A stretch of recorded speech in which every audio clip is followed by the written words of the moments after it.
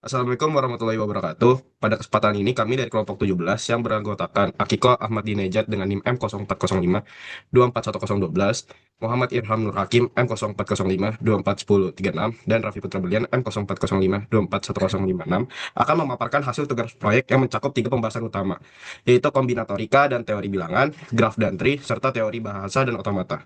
Melalui presentasi ini, kami akan menjelaskan bagaimana konsep-konsep dan struktur diskret dapat diterapkan untuk menganalisis dan memecahkan permasalahan nyata secara sistematis dan logis. Memasuki bagian A, kombinatorika dan teori bilangan. Nomor satu, peserta yang lulus minimal satu ujian. Pada soal pertama, kami diminta menyatukan jumlah peserta yang lulus minimal satu ujian dari empat materi, yaitu algoritma, pemrograman, basis data, dan machine learning. Karena terdapat banyak irisan antar peserta yang lulus lebih dari satu ujian, maka metode yang tepat digunakan ada prinsip inklusi-eksklusi. Metode ini mencegah terjadinya perhitungan ganda dan cara menjumlahkan secara kelulusan. Kemudian mengurangkan irisan dua ujian, menambah irisan tiga ujian, dan mengurangi irisan empat ujian. Dari perhitungan tersebut diperoleh bahwa hasil 700 peserta lulus minimal satu ujian. Nomor 2, peserta yang tidak lulus satupun ujian. Pada soal kedua, kami diminta menentukan jumlah peserta yang tidak lulus satupun ujian. Karena total peserta adalah 800 dan yang lulus minimal satu ujian berjumlah 700 orang, maka jumlah peserta yang tidak lulus satupun ujian adalah selisih dari keduanya. Hasilnya terdapat 100 peserta yang tidak lulus ujian. Nomor 3, peserta yang lulus tepat dua ujian. Soal ketiga menanyakan jumlah peserta yang hanya lulus tepat dua ujian. Untuk menjawab soal ini, kami menggunakan data kelulusan dua ujian, kemudian mengoreksi perhitungan karena peserta yang lulus 3 dan 4 ujian ikut terhitung di dalamnya. Setelah dilakukan penyesuaian perhitungan, diperoleh bahwa 280 peserta lulus tepat dua ujian. Peserta yang lulus tepat tiga ujian, pada soal keempat kami menghitung jumlah peserta hanya lulus tepat tiga ujian. Perhitungannya dilakukan dengan mengurangi jumlah peserta yang lulus tepat ujian dari total peserta yang lulus tiga ujian. Hasilnya terdapat 140 peserta yang lulus tepat tiga ujian. Nomor 5, peserta yang maju ke babak kedua, peserta yang dapat maju ke babak kedua adalah peserta yang lulus minimal 3 ujian, yaitu peserta yang lulus tepat 3 ujian dan 4 ujian. Dengan menjumlahkan kedua kategori tersebut, diperoleh bahwa 240 peserta memenuhi syarat untuk maju ke babak kedua. Diagram Venn. Pada soal terakhir, kami diminta menggambarkan diagram Venn 4 himpunan. Diagram ini digunakan untuk memvisualisasikan distribusi peserta berdasarkan jumlah ujian yang mereka lulus, mulai dari lulus satu ujian hingga lulus keempat ujian. Dengan diagram Venn, hubungan antar data menjadi lebih jelas dan mudah dipahami. Sekarang memasuki bagian B, graf dan tree yang akan dilanjutkan oleh rekan saya, Akiko. Oke, saya akan menjelaskan bagaimana konsep graph dan tree digunakan untuk menganalisis jaringan jalan Kota Bogor. Yang pertama, ini bagian A. Jaringan jalanan Kota Bogor dimodelkan sebagai graf berbobot. Simple text mempresentasikan lokasi penting seperti Stasiun Bogor, Balai Kota, dan IPB. Sisi H mempresentasikan ruas jalan dengan bobot jarak wilayah dan waktu tempuh karena ada jalan satu arah. Yang bagian kedua,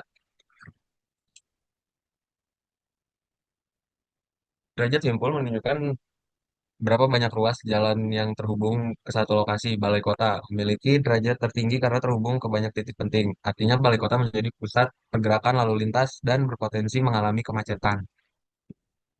Yang bagian ketiga, C.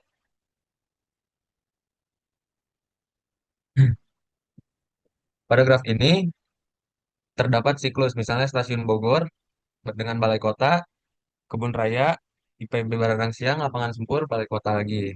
Siklus ini penting karena menyediakan jalur alternatif saat terjadi kemacetan atau penutupan jalan. Yang kelima,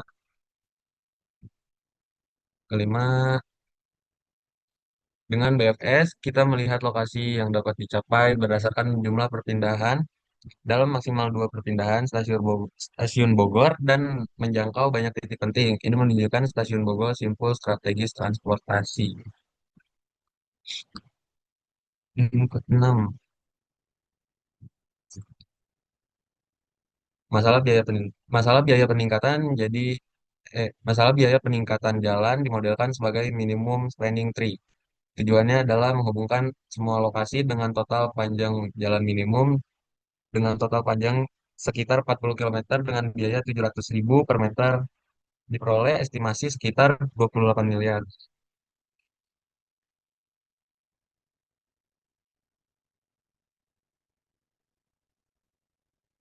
Untuk mahasiswa baru dari Jakarta pagi hari disarankan lewat Terminal Merdeka dan Gedung Batu. Saat pulang sore, jalur lewat Semplak lebih efisien untuk menghindari pusat kota. Rekomendasi ini mempertimbangkan waktu tempuh dan kepadatan lalu lintas. Estimasi waktunya 45 menit sampai 50 menit. Oke, lanjut.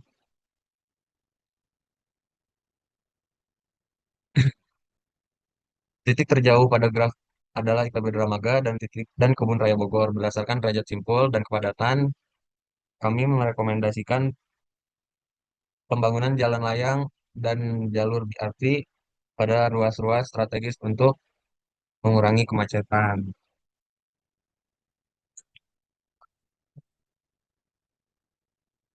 9. Dampak penutupan Simpang Yasmin. Itu udah ya tadi. Di sampai di udah juga udah tadi.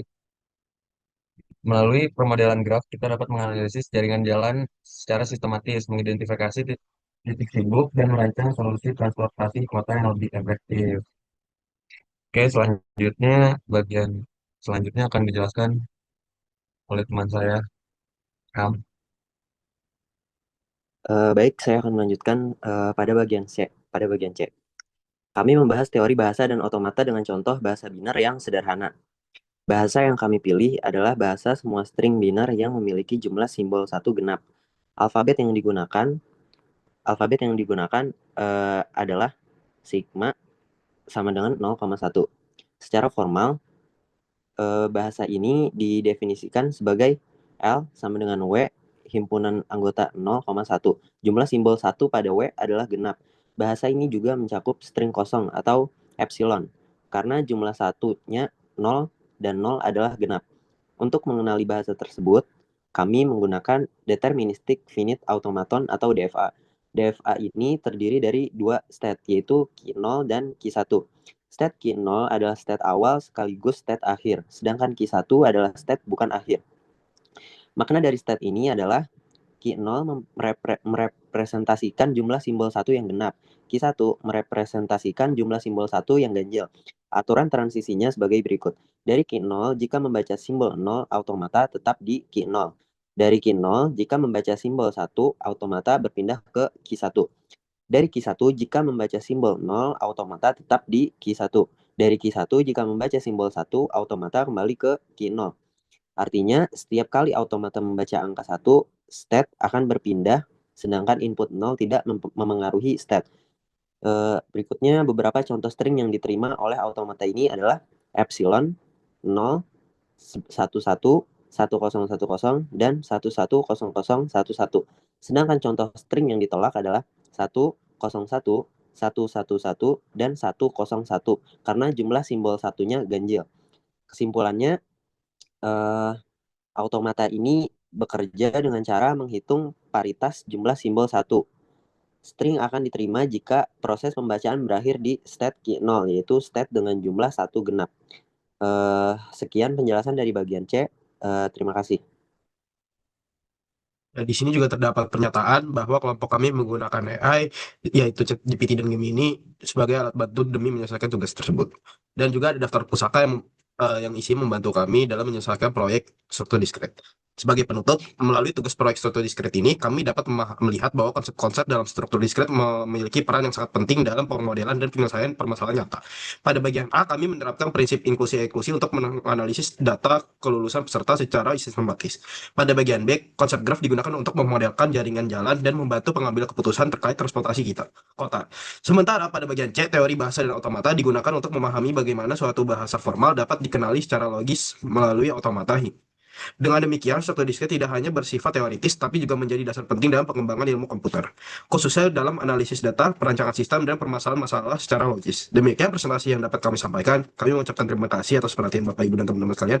Apabila terdapat kekurangan dan kesalahan dalam penyampaian, kami mohon maaf. Wassalamualaikum warahmatullahi wabarakatuh.